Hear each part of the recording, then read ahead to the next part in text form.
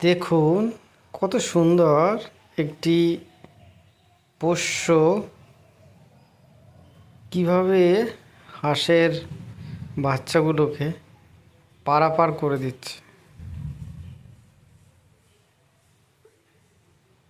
আমরা হয়তো দেখে বিশ্বাস করতে পারছি না, অনেকে বলবে এআই, কিন্তু যারা নিজের চোখে দেখেছে তারাই ভাবতে পারবে যেটা সম্ভব।